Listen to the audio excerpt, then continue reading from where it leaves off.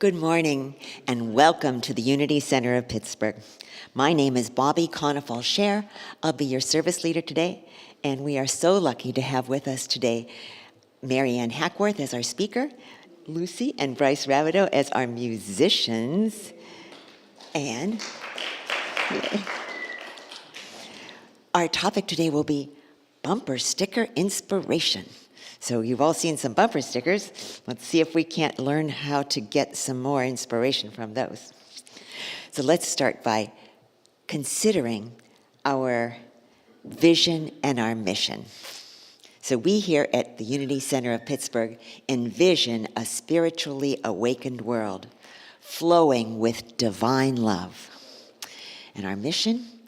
We are an inclusive, loving, growing community dedicated to teach, inspire, and practice positive spiritual living.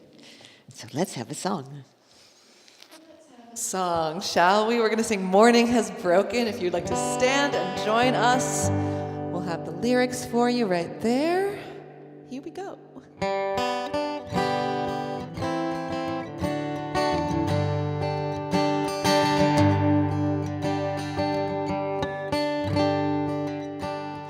Morning has broken,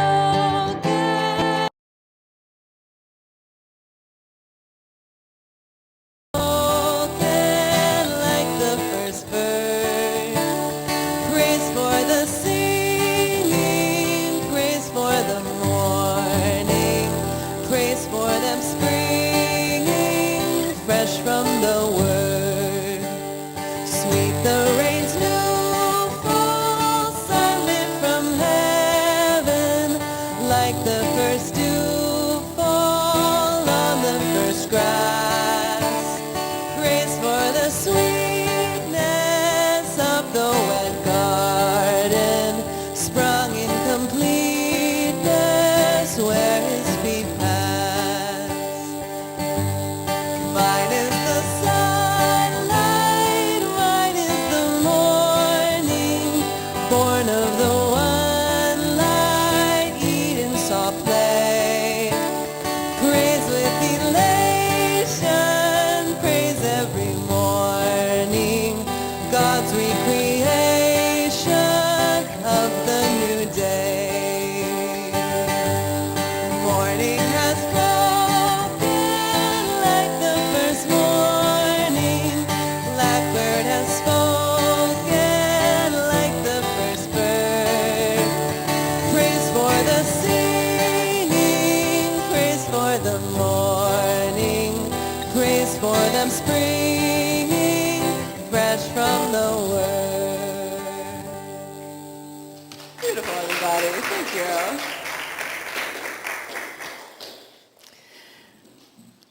Let's begin with the prayer. There was plenty in that hymn just now.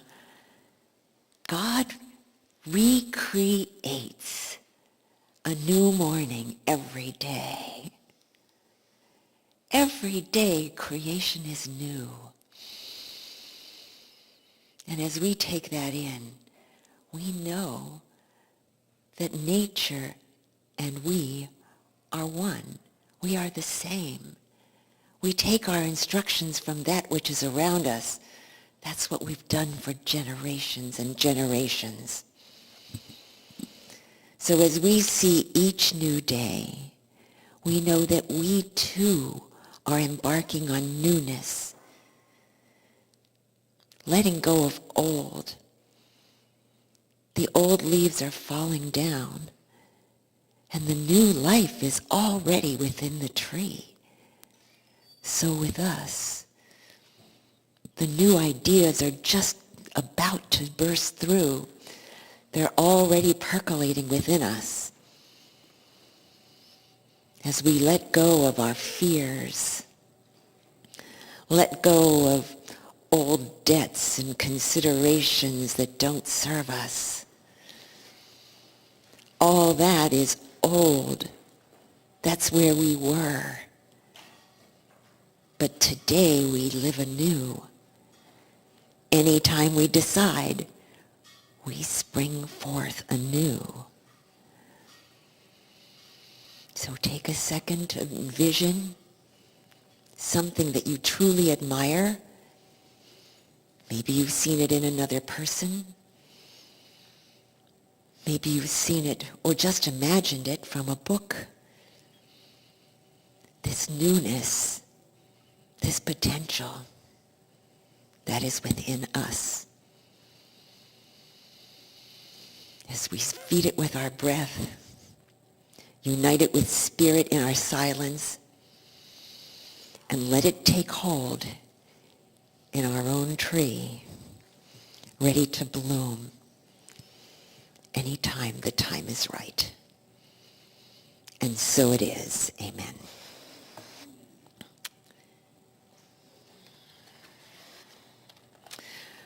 We light the Christ candle. It's also called the unity candle, to remind us that we have that spark of spirit within us. Each one of us. There is no one here without the spark. Oh, remember. Oh, remember. That's why we light the candle.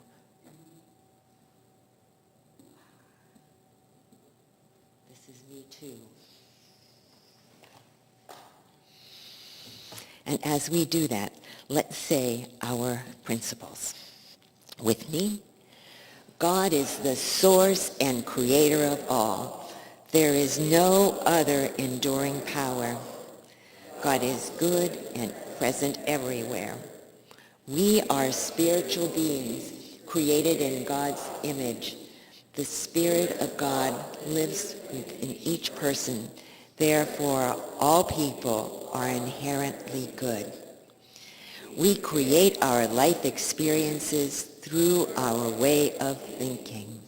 Through prayer and meditation, we increase our conscious contact with God, bringing forth love, wisdom, health, prosperity, and everything good. Knowledge of these spiritual principles is not enough. We must live them. And help us do that, Bryce and Lucy. Do that here and now. It's the name of our next song. I think this is a new one, so just try and follow along with us. We'll all learn it together. I think it'll speak to us.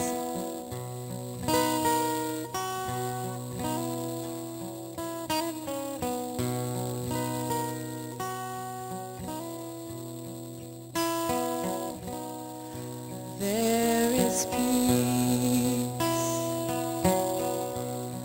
and harmony. I am free here and now.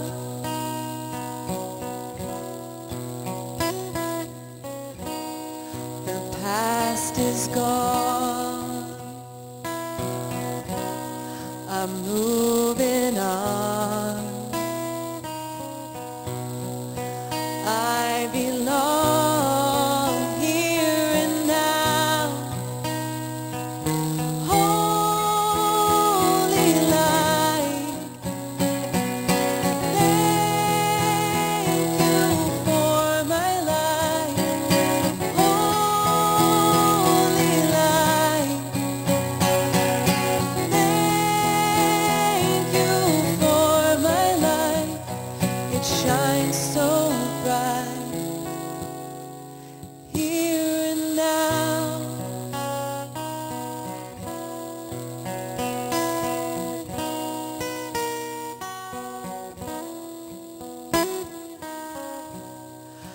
Love today, I'll create. My choice is made here and now. Holy light, thank you for my life. Holy light, thank you for my life. shine so bright, here and now, here and now, here and now, here and now.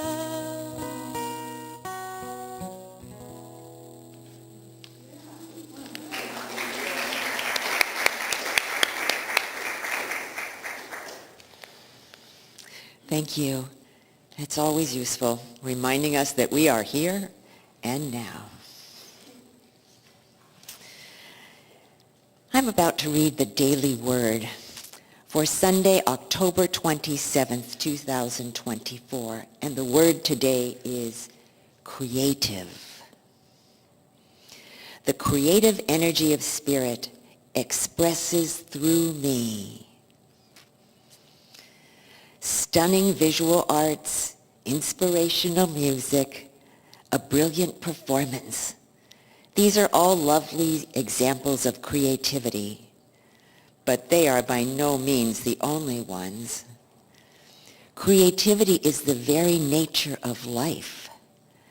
From the most soaring, soul-inspiring instants to the mundane moments that fill daily life, creative acts abound. Creative activities are prayers in action, a continuation of divine activity in its divine and infinite manifestations. Living is a creative act. It's the way I am in the world, the way I love, and the way I relate to all others. Understanding it in this way, I see how I am using my thoughts, feelings, and imagination to create my experiences. I bring my divine gifts to life through my creativity. And from Genesis, then God said, "Let us make humankind in our image, according to our likeness, and let them have dominion." And so it is, creative. And with me, can you say our affirmation 3 times? The creative energy of spirit expresses through me. The creative energy of spirit expresses through me. The creative energy of spirit expresses through me. Can you think of a creation that beats the idea of children? Those of us who have birthed children often look at them as our masterpieces, right? The most important things we ever created. Well, we are the most important thing someone created too. And so were our parents and their parents. But let's focus on those youngsters at this point. We say that the children are our future. So I invite you to envision the children in your lives. See them, catch them doing something awesome, and let them know that you appreciate them. When we see images on the screen and we see the innocence and the creativity of children no matter where they are, envision them also inspired with divine love, endless intelligence, the seed of goodness.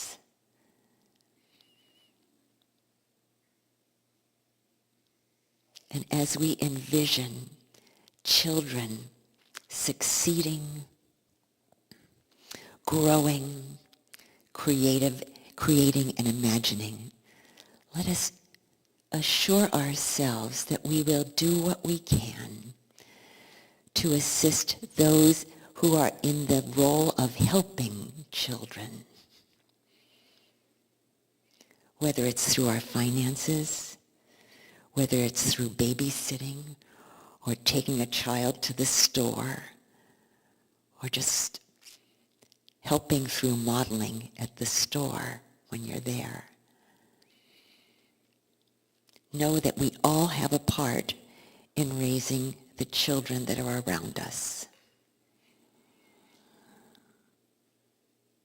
And so it is. Amen.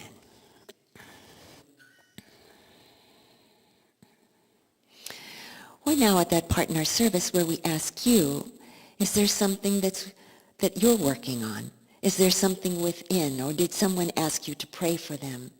Do you know of anyone who's going through a tough time, transitioning from this life to the next, living in difficult circumstances? We believe, we know that prayer helps. Prayer assists. Prayer moves things forward. And we have the power of prayer. So if you would choose to share your intentions, your prayerful intentions, there are prayer slips in some of the chairs in front of you. You can grab a slip and a pen and write your perceived needs on them, and we will pray over those in the next minute.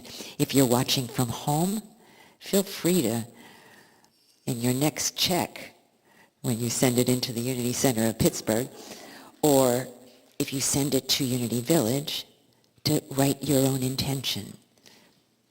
Prayers are things, they're thoughts, and we can give them energy. The prayers that we pray today, especially those put on the prayer slips, will be prayed over by us, of course, and then again, as we put them in the envelope and send them off to Unity Village, where they will be prayed over for the next 30 days. So I invite you to take those thoughts, those prayers, those intentions into your consciousness right now. Maybe put the slip of paper between your two hands. And let us envision all the good that we can envision for these individuals, for these situations. We know that we as human beings can claim our health. We can claim our wealth, our creativity, our wisdom, our life, and we claim it for those whose intentions we now think of.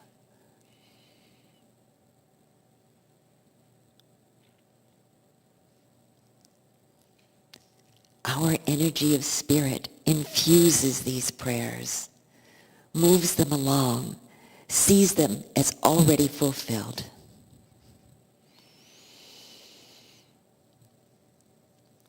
And I'm giving you space to picture it. Picture these beautiful outcomings. Whether it's new housing for someone, a new relationship, cleaning out the old, whatever the need is. Happy children.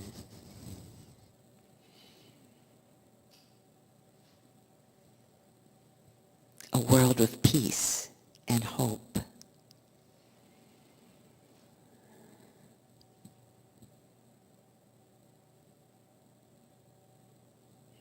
As we claim our divine power and infuse this power in these prayers, we say thank you and amen.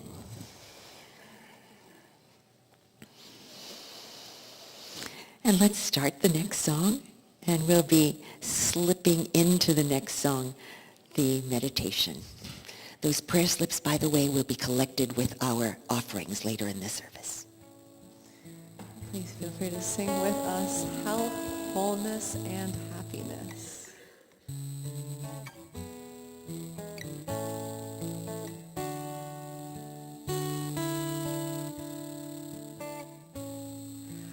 Health, wholeness, and happiness.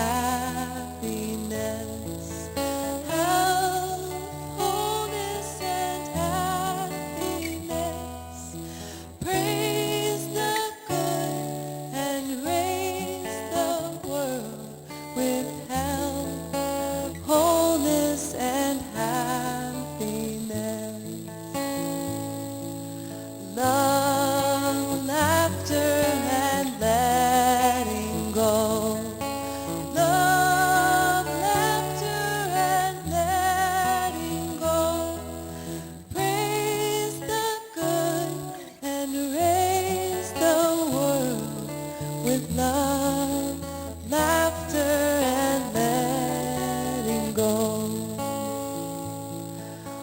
Wealth, wonder, and willingness.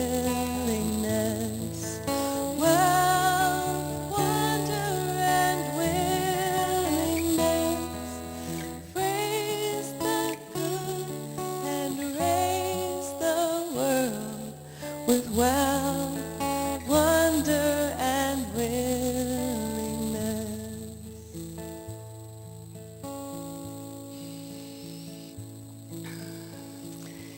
As we sit in our chairs, spines up, feet down, and pulling in the next breath in a hearty way, let us note that we are alive. We have life in us. No small thing. Every cell in our body is alive. What kind of miracle is that?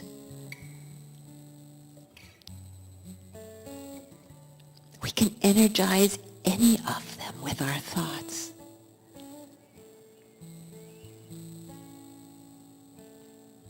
If there is a body ache in you, I invite you to energize those cells around that particular issue. Breathe into that old shoulder, that sore throat, that bunion, whatever it is. Nothing's too small and nothing's too big for life.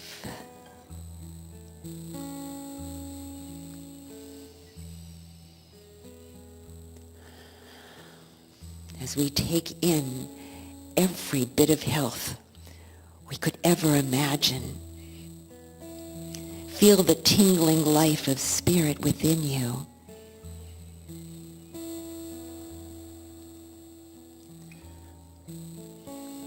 It's as though it's an engine, a turbine moving in powerful ways in the middle of you. And is that so surprising? The electrons move around the atoms in you too. Pretty simple.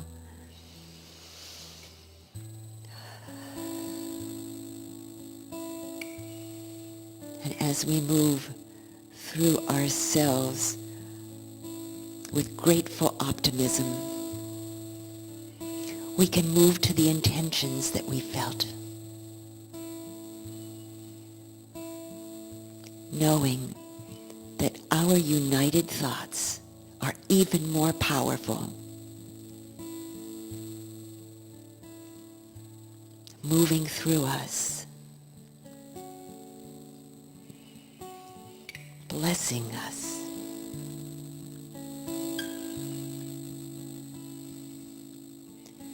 making us whole.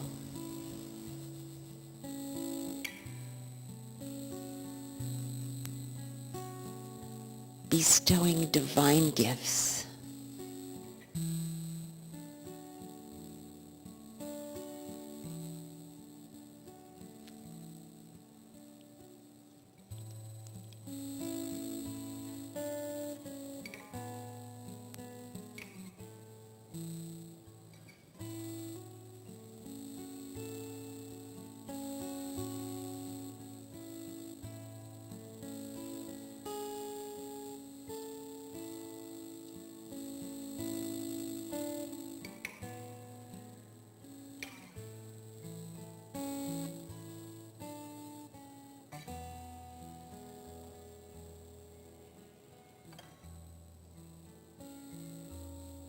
So let us affirm our health, our wholeness, our worth, as we become a voice for those who have yet to know theirs.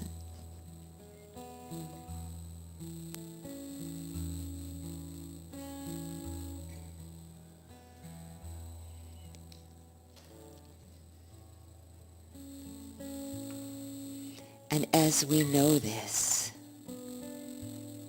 it comes back and blesses us with that elusive happiness.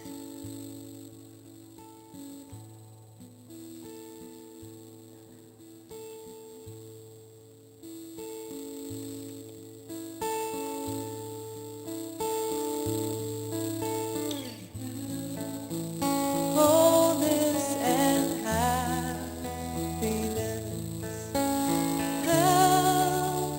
Wholeness and happiness. Praise the good and raise the world with health, wholeness and happiness.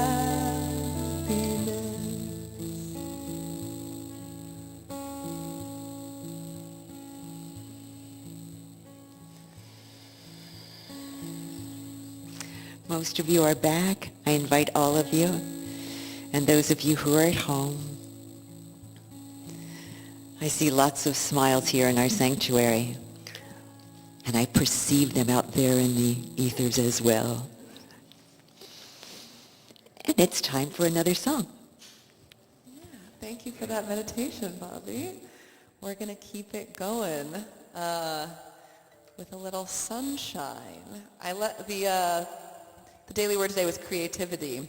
We had two songs about nature, and I love thinking about nature as this creative force. And especially now as it gets colder and the days get a little shorter, it's important to remain grateful for the simple miracle of sunshine and the way with which it creates every day. So this is sunshine on my shoulders.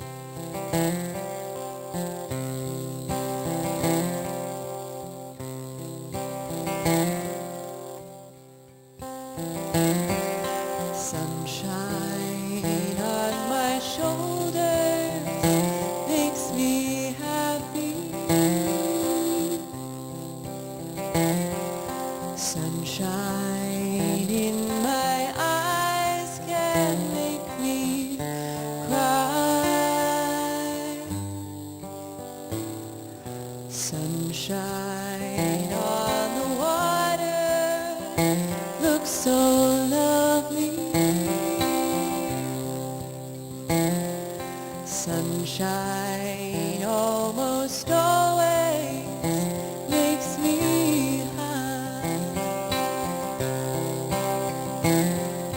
If I had a day that I could give you, I'd give to you a day just like today. If I had a song that I could sing for you, I'd sing a song to make you feel this way. The sunshine on my shoulders makes me happy. Sunshine in my eyes can make me cry. And sunshine on the water looks so lovely. Sunshine almost always makes me cry. If I had a tale that I could tell you, I'd tell a tale sure to make you smile. And if I had a wish that I could wish for you,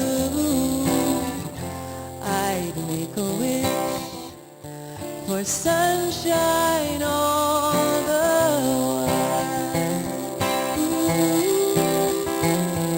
Sunshine on my shoulders makes me happy. Sunshine in my eyes can make me cry. Oh, sunshine on the water looks so lovely. Oh, sunshine almost always makes me high. Yes, sunshine almost all the time makes me high.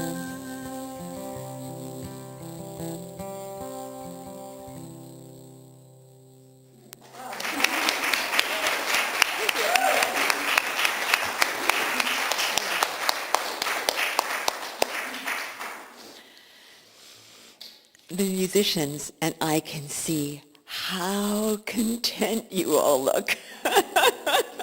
How at ease and just happy, you know?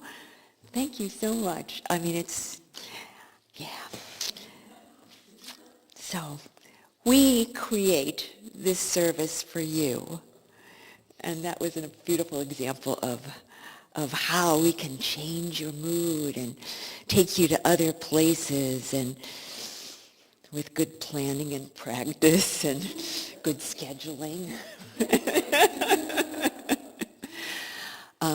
So if you appreciate, and even if we irritate a little bit sometimes, but if you gain anything at all by our existence and our place in your life, it behooves you to let that show in your contribution when we ask for those later in the service. And with that, I am so happy and pleased and thrilled to be introducing our very best friend, Maryann Hackworth, who's going to tell us today about bumper sticker inspiration. So here we go, Maryann.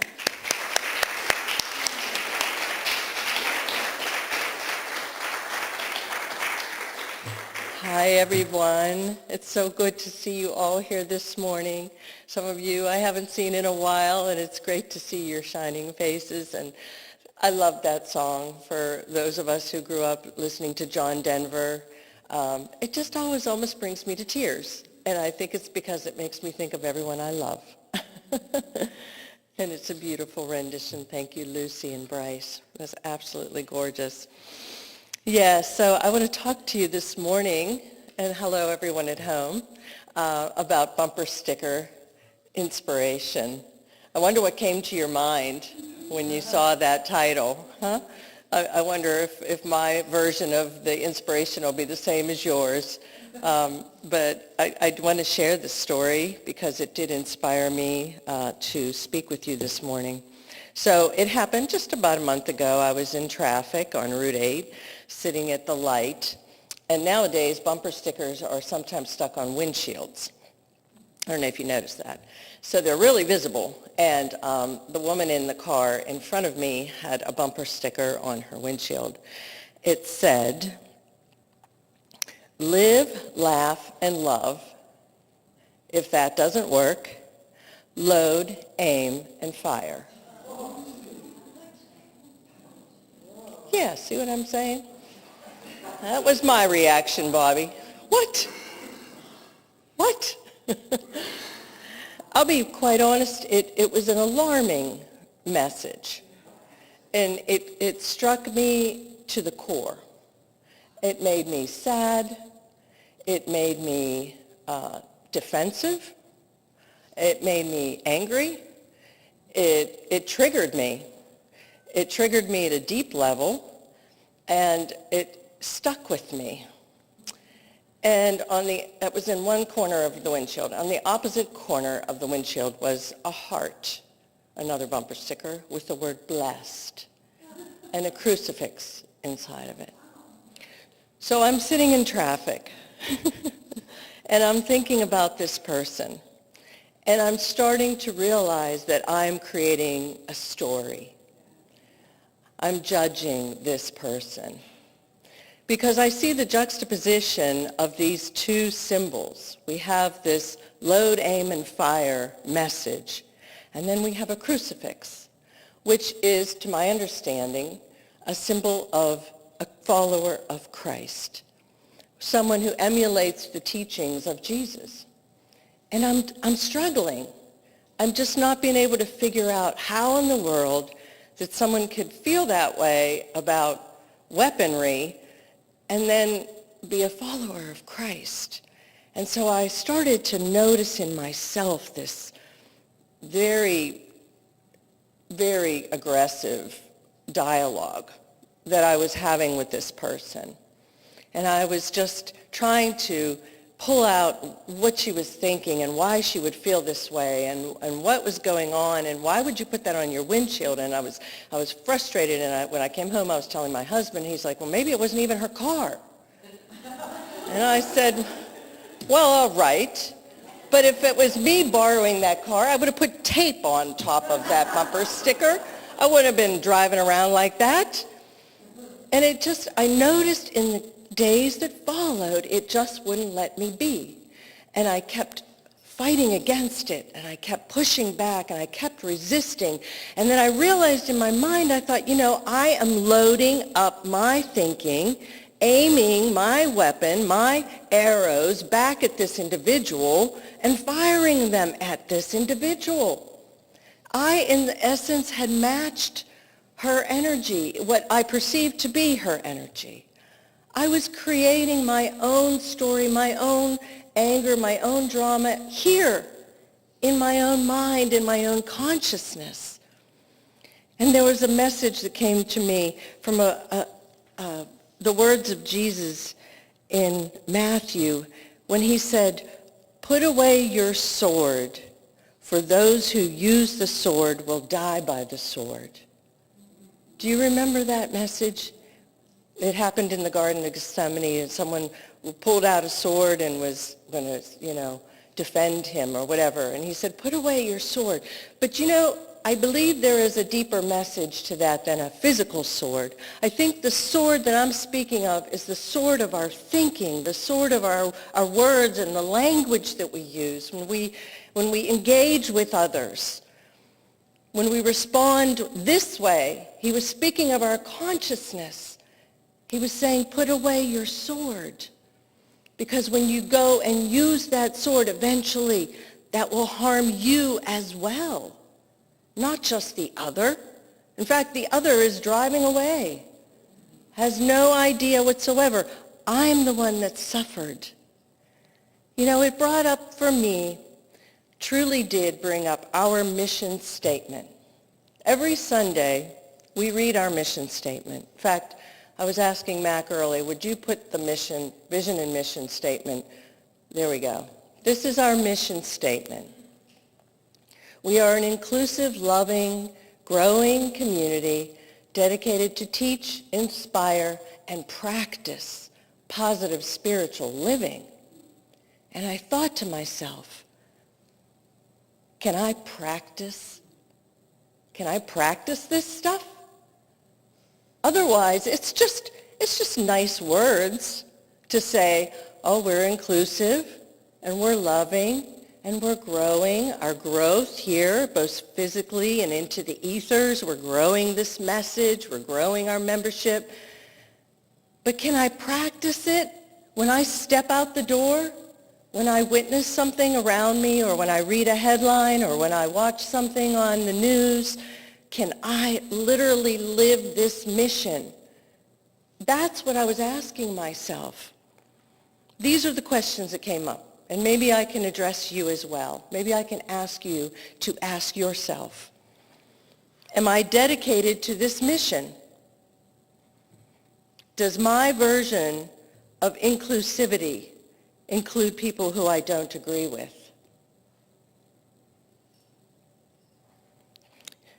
Can I shift into a consciousness of oneness in the face of adversity? Can my vision of spiritual love transform my fear into forgiveness? Can I be love? Can I release judgment and surround this person, this individual, with a prayer of peace? Am I growing spiritually? It says on our mission that we are growing. We're growing in number. We're growing in our ability to be spiritual beings. That's the true growth. Am I growing? Let me give you the answer that came up for me. You'll notice your spiritual growth when you get to practice your spirituality. Practice. Practice. Through practice comes the mastery. Otherwise, it's just words. And we're going to say them, and then we're going to step out, and we're going to go back into an old pattern, and we're going to wind up getting ourselves worked up back into the drama. I love the teaching of Eckhart Tolle. You know, he's one of my favorite modern-day teachers. I was listening to his podcast after this event, and he was talking about the false self, or the ego, right? So our true self, you know, is your divinity. You are a creation of God. You are the expression of God. You know that. But your false self, or your ego identity, creates the story about you. This identity is a separate little dialogue, so to speak, or this vision that you have in your mind about who you are. And the false self, he was teaching, establishes its superiority over others by finding fault in the other. See? I'm more spiritual than they are. Right? I don't believe that. So I must be a more spiritual individual. Do you see how you're separating, how that separates us from one another? And that's why I love unity teaching so much, because the foundational unity teaching is oneness. One. Let me go into a little detail about oneness so you can understand what it really means. First of all, there's one presence and one power in the universe, expressing as you and me and this flower and the tree and the molecules of air that we breathe. It is all one. And so by definition, it is indivisible, right? It's the only truth. It's the absolute truth is oneness. God essence is oneness. There is nothing that can be separate and outside of it. Even this lady in her car. There's nothing that can be separate from oneness. I must know this if it is my truth. It is always whole. And the interesting thing is, it can be experienced in multiple ways. God is experiencing itself in this physical realm in multiple ways. Through us, we get to be the God experience. We get to practice this experience of God in our physical form. There was a quote that I really enjoyed by Pierre Teilhard de Chardin. I hope I got his name right. He's a French priest. He said, "The consciousness of each of us is evolution looking at itself and reflecting upon itself." Let me say that again. The consciousness of each of us is evolution looking at itself and reflecting upon itself. Are you reflecting upon yourself? Are you using your consciousness to dive in and see where you're coming from? See where your thoughts lie. Jesus was teaching this 1,000 years ago, 2,000 years ago. He was teaching oneness to all of us. He said, "Do not let your hearts be troubled. In my Father's house there are many dwelling places where we reside in our own individual forms. Isn't that comforting to know that? That you're never going to be extracted from the oneness, that nothing that you do or say will permanently pull you out and say, you're out. It's never going to happen because you're one with God. You are the expression of God. He said, do you not believe that I am in the Father and the Father is in me? He's trying so hard to use language that individuals of that time and era would understand. And he said, the words that I say to you, I do not speak on my own, but the Father who dwells in me does the works, the practice. The Father in me, the Spirit in me, the God essence in me is the one who speaks words of love and kindness and compassion and forgiveness. That's the works. That's the practice. He said, well, believe me that I am in the Father and the Father is in me. So we could say that, right? We could walk out there and say, believe me, hi husband, hi Jim, believe me that the Father is in me and I am in the Father. And Jim's going to be like, man, really? What are you talking about? But if you don't believe me, Jim, if you don't believe that, then believe me by my actions.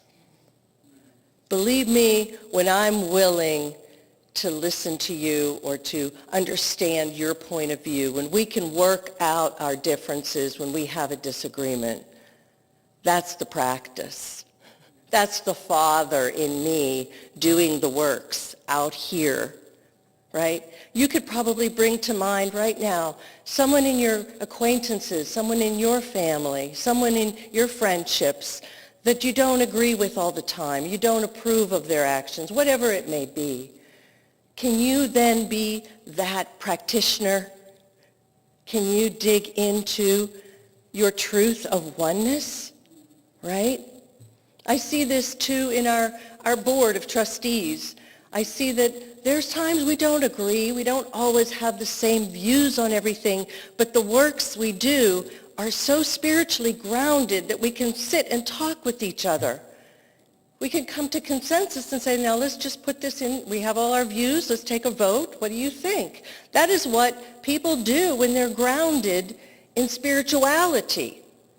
And I believe that this is a spiritually awakening world. I believe it. You know why? Because I'm awakening. And if I'm one of the trillion people, how many are on the planet? I don't even know right now. But if I'm doing it, I know there are others who are doing it. And you can tell. I think you can tell because we're living in a time right now where there's a lot of divisiveness. And we can sense the reactivity that we have inside of ourselves. We can feel the hurt and the pain of that when we read it, when we watch it, when we hear it. So I wanted to share with you St. Paul. St. Paul wrote these words 2,000 years ago. So apparently this is not a new phenomenon. He said this, "Be not conformed to this world, but be transformed by the renewing of your minds. Put away your former way of life, your old self. Clothe yourself with the new self, created according to the likeness of God." And here's how he described our work. You must get rid of all those things: anger, wrath, malice, slander, and abusive language from your mouth. Myrtle Fillmore used to say she did not engage. She had a practice of 2 years of disengaging from what she called petulant speech. Petulant speech was gossip, snarkyism, is that a word? Sarcasm, right? Oh, it's prevalent. You can see it, you can hear it. The poking and the jabbing.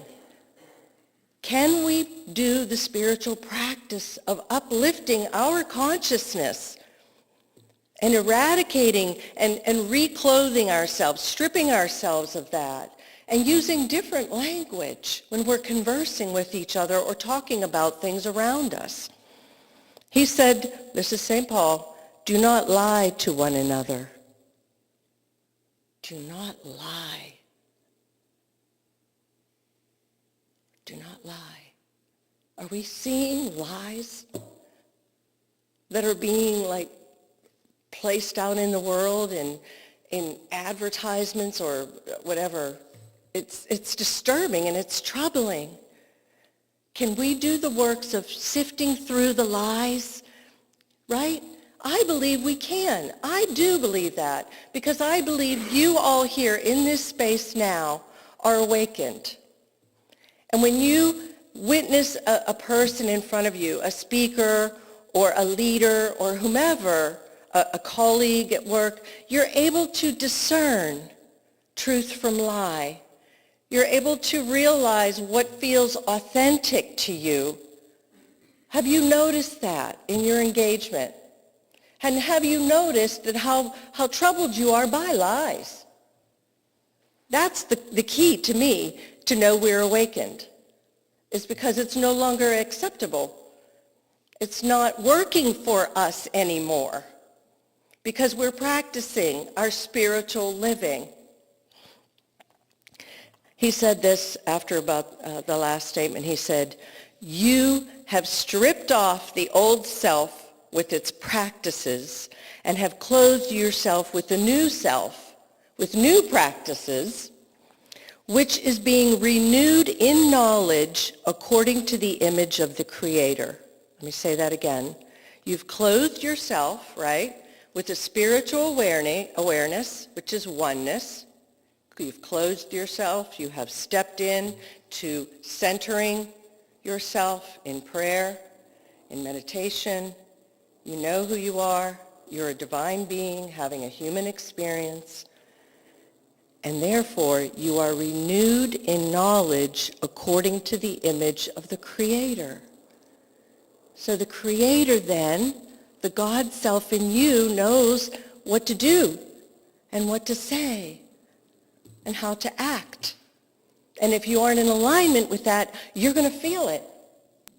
Just like I was in the traffic jam, shooting arrows at this woman, and days to follow, I continued it.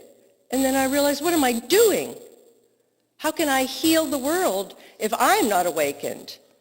Awakening starts within your own sphere of influence. Does that make sense?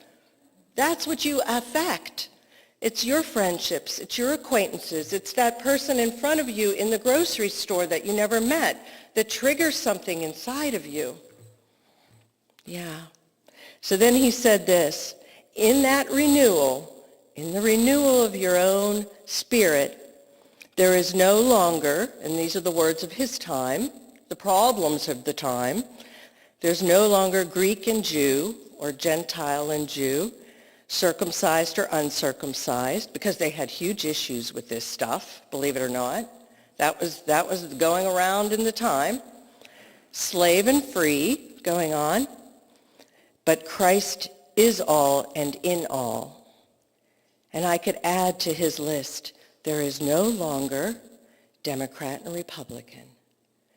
I truly envision leaders that can look to work together, that can see each other face to face, and can see the problems in our world, in our society, and can truly uplift. I see it as I said, in our Board of Trustees. We do it in a small group. Can our municipalities do that in our own little townships? Can we listen to one another? That's the practice. Truly. I want to share with you some words that came from The Science of Mind, which I also follow, the Science of Mind magazine. Mary Davis said, judge less, love more, Science of Mind 9/27/24. She said, judging other people can be a lot of work. It's like being in charge of everyone on the planet at the same time. Phew. Our thoughts and words have the power to build up and to tear down. They can sow joy or spread suffering. They can be a reminder of our oneness or build walls of separation. These choices are ours to make every day. Ours to make. I wrote myself a prayer at the time when I was going through this about willpower. And I said, I have the willpower. I am willpower. I am divine will. It is a gift, by the way, that is in all of us. Divine will is one of our faculties, our gifts, our spiritual powers that we can exercise. We can choose, we can decide, we can dictate how we speak, what we say, and how we think about one another. If we believe in some past thought that thinking doesn't matter, it's just a thought, nobody knows what I'm thinking. Thoughts are things. Thoughts do matter. Thoughts are energy. And I realized that when I was creating that struggle with that individual, because my energy felt not good. Yeah? It did not feel good. She said this, when we judge another's choices, we immediately build a wall of separation and division. Judgment and love can't live in the same room or the same thought. That's interesting. It is helpful to remember that leaning away from judgment doesn't mean we have to agree with them. The behavior of another is not a reflection on our lives, but our negative reaction to their behavior is. That's important. We do not condone the action of someone, but we can remain grounded in spirit and oneness still. We can work to heal rather than to separate and divide.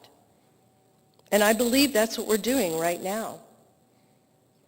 Jesus said, "Truly I tell you, just as you did it to one of the least of these who are members of my family, you did it to me." Do you see that ripple effect?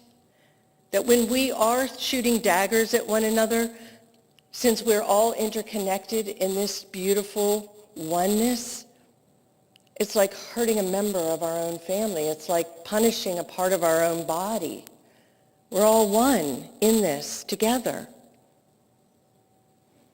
That message, by the way, from him came from Matthew, the judgment of the nations. I do want to read a little bit of this because I remember it years back, and it was, in my mind, this was something that the judgment of the nations was going to occur upon my physical death or when Jesus returned. I believe that's another way that this message is interpreted.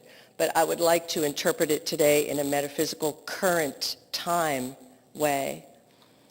When the Son of Man comes in his glory and all the angels with him. So by the way, the Son of Man, metaphysically, the Son of Man is that in us already.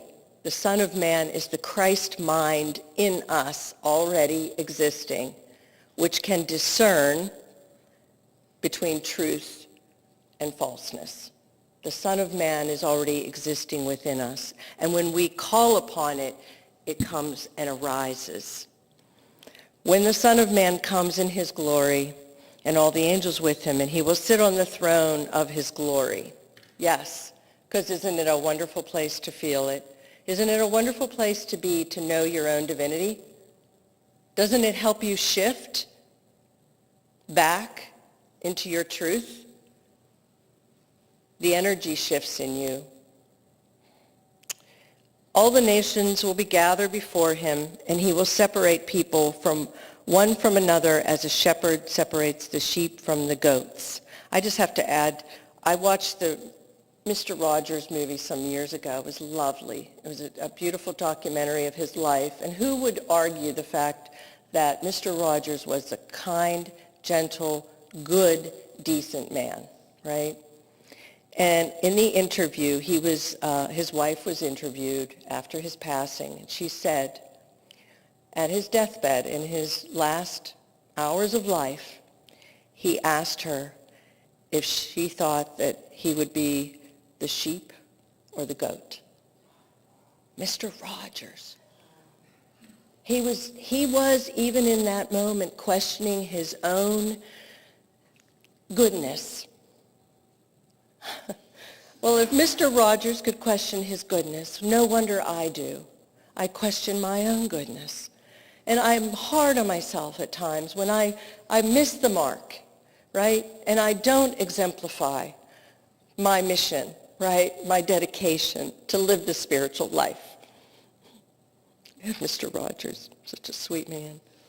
And he will put the sheep at his right hand and the goats at his left. Then the king will say to those at his right hand, "Come, you that are blessed by my Father. Inherit the kingdom prepared for you from the foundation of the world."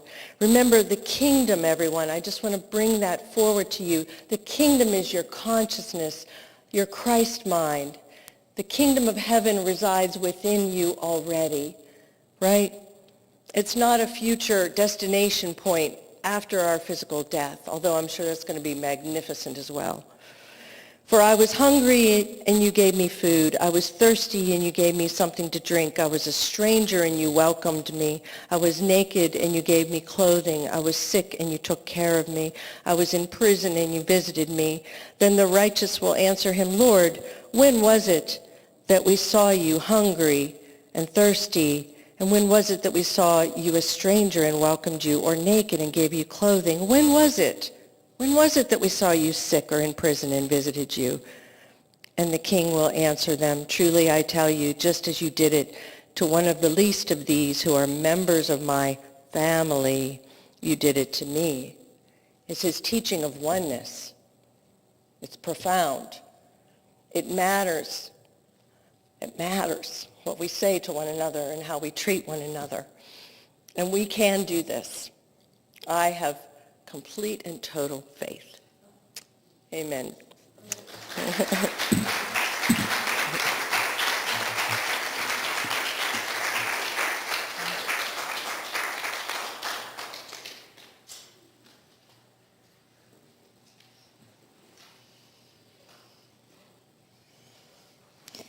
Did you think unity was just nice stuff? Thank you, Maryann. Some of that hit very close. It's now time to jump into an opportunity. It's your chance, it's my chance to participate in our prosperity practice. So I encourage you to take your offerings, your love offerings. Know that they are from you to this church, this center. Know that every effort put forward for this center increases our ability to give more. And for that we are grateful. So whether you're participating here in this room or at home, let's say together our prayer. Divine love, through me, blesses and multiplies all that we have, all that we give, and all that we receive. And I am grateful. And as our ushers collect our tithes and offerings, don't forget about your prayer slips. Hand those in as well. As we hear the next song, The Face of God. Yeah, if you'd like to join us, this is sort of a call and response. You can choose your own adventure if you want to be the call or the response, whatever you're comfortable with. We're going to sing The Face of God.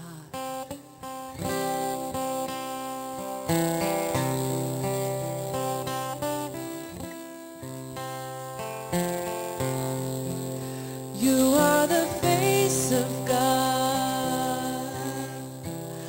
I hold you in my heart. You are a part of me. You are the face of God. You are the face of love.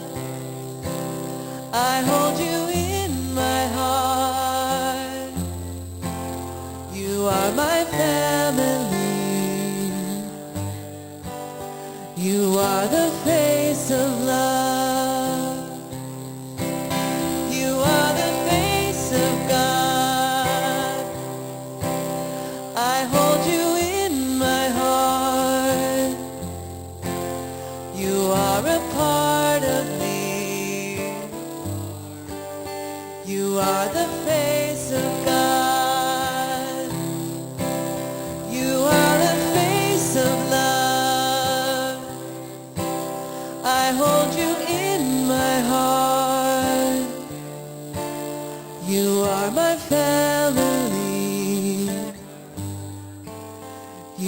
are the face of love.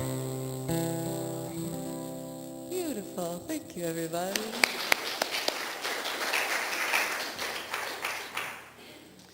And we have a few announcements. One that I can talk about right off the bat is that today after the service, after giving you a chance to get a sip of coffee or run to the restroom or whatever, we're having our Intro to Unity. I'll be conducting that. It can run up to an hour and a half, or if that's not as much as you have. I heard someone earlier today say, I might not have quite that amount of time. We'll make it work for you. And this, no, next, on Friday, here we go, on Friday, November 15th, we have a really special event. It's our live music with Liz McBride. Now, she's a fabulous local musician who's agreed to work with us, play with us, and it's a concert, and it should be fabulous. It will be casual and interactive, and we've had some of these before, and they're really quite special. So if there's a charge, and put it on your calendar from 7 to 9. That's what we'll be doing here in the sanctuary. But it's quite lovely, quite special and opening. So please put that on your calendar. I think that's the announcement today. Sure, and I know we have to hear from Philip as well. Okay. Oh, that's right. Hey, just save the date. We don't have it written on our announcement sheet yet, but we're going to do a holiday sing-along luncheon. This is, I think, our 4th year at my home. I live real close to North Park, and it is on December 14th. I'm going to be making lunch. Gluten-free, vegetarian items will be on the menu, and you don't have to bring food. It's from 12 to 3. It is a fundraiser for Unity, so it's a $20 donation, but we have a great time. Ronnie Weiss comes and brings her keyboard, and we just sing along and eat some good food and laugh and talk and have a nice visit December 14th from 12 to 3 if you want to just save the date.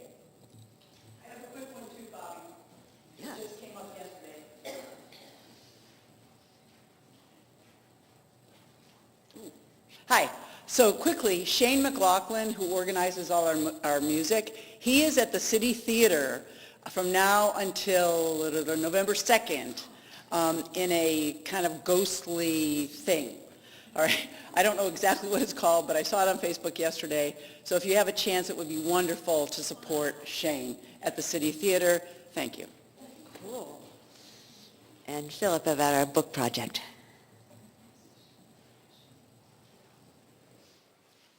Maryann quoted from Matthew 25, and there was a group of people, if you do to them, you've done to Jesus. What group was that? Visit prisoners. Now, we're not going to be visiting prisoners, but we can give books to prisoners, as some of us already did. We met there, and there's a list right out there, and puzzles, calendars, notebooks, all sorts of different books that you can give. In that way, you are visiting them. Because you're giving, because they got too much time on their hands. And now they can learn, they can grow. So next week, first Sunday, bring also paper bags, which you can use to wrap them up and send them. Give, because you will be giving to the King. Thank you, Philip. So what we're talking about is bringing books. They can be ones that you've read, and apparently they're not supposed to be too controversial because they won't be accepted. Okay, there's a list. And notebooks. I didn't realize notebooks were on the list. That's cool. Okay, so we're donating things that we don't need anymore or things that we would like to gift to, I think they're Pennsylvania prisoners, yeah? Yeah. Yeah. Okay, that's it for the announcements. Good deal. Nice outreach. All right, let's stand and sing our peace song.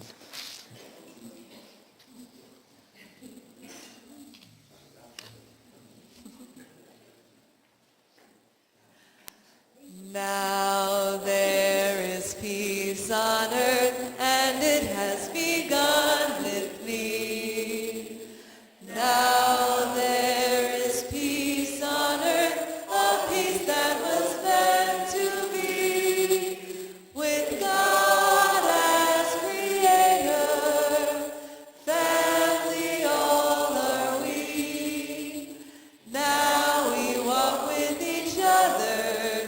in perfect harmony. Peace has begun with me, and this is the moment now. With every breath I take, let this be my joyous vow, to take each moment and live each moment in peace eternally. Now there is peace on earth, and it has begun with me. The light of God surrounds me. I am light. The love of God enfolds me. I am love. The power.